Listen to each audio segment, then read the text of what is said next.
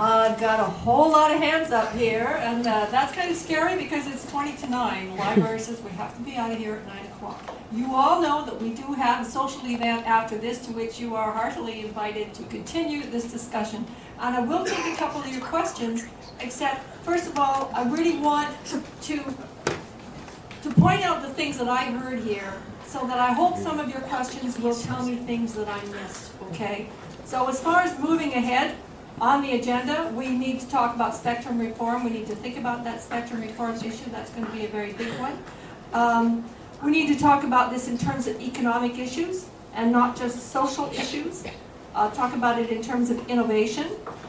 There's the whole issue around monopolies and not enough competition, to which we might want to look at various ways of changing the situation we have here. One of them is structural separation. I heard that, but there are other ways as well.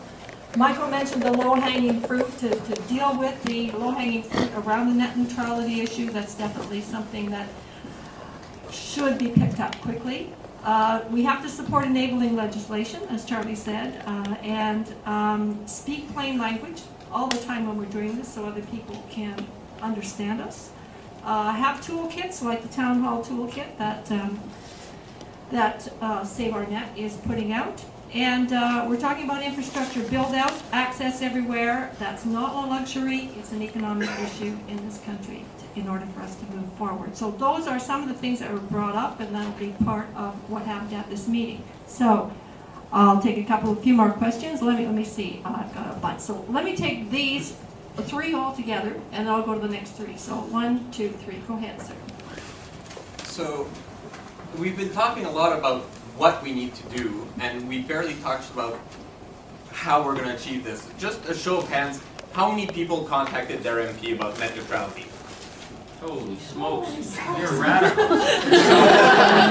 So this is actually a lot more than I thought. So we have maybe 40%. So which still leaves... Wait a minute. How many are from Texaga that did that? Okay, you guys don't really count. Okay, so now we're down to about 30%. Still, the other 70%, you guys should, as soon as you go home, contact your MP, and contact your MPP, and contact your mayor, and get your friends to contact their MP, and get your mom, and get your grandma, and get your dog. No, maybe not the dog, but get everyone to contact your MP, because your MP is clueless. He has no idea what this is all about. And get the bill number, get Bill C-398, make sure they know that... make sure that they know that you're not going to vote for them if they don't vote for this. And tell them that this is an economical issue, that this is a free speech issue. Tell them that you're going to campaign against them if they don't support this. Okay, I've got that on my list. Got that on Make sure that they know, because they're not going to do anything if they don't know about it. So you need to go out there, and you need to tell all your friends, you need to Facebook it, and you need to get the MP's email account on there, and make sure only to contact your MP, and also contact Jack Layton, contact Stephen Harper if you really want to, and contact Michael Ignatieff, contact at least Jack Layton and Michael Ignatieff. We're running out of time. So the next person here was, there were 3 people had it. One thing real quick though with that is this has to become a non-partisan issue. Yes. That's a good point. Go ahead. Coming back to the competition issue, which this all comes back to, one reason things are probably better in Europe and better in the United States than they are here now, and things have leapfrogged, is because there's a lot more competition enforcement in those jurisdictions, because they have agencies, government agencies, competing with each other in the European Union and the United States. The United States, the FCC competes with the Antitrust Bureau, which competes with the FCC. All three are eager to score popularity points, so they push each other in the direction that the public generally wants to go. We don't do that here. We have to get our Competition Bureau back. Yeah, John Anderson, I work with the Canadian Cooperative Association, and some of our members actually deliver community service. But I think that one of the ways of looking at this, which hasn't been discussed, is that we should be starting at this from a public policy point of view in terms of both citizens and businesses and community rights to the internet. And I think too much of the discussion here is focused on what are the rights of in terms of competition and how are we going to get more competition, etc. I think that just as we dealt with issues of education, health, and a number of other issues in this country, we did that through looking at what were the rights of citizens around these issues. And once we've defined that, and a lot of them have been brought up in terms of access, etc. But I mean, I think really getting that together in a very simple language, that's your starting point. And then by doing that, then you force governments and businesses to assure that they respond to those rights. And right now, we don't have that defined. There's no common consensus around that. There is probably in this room. You could probably get one if we sat here for a few hours on some basic points. And I think that's what we have to do, much more. That's a very good point, the issue of framing it around citizens' rights.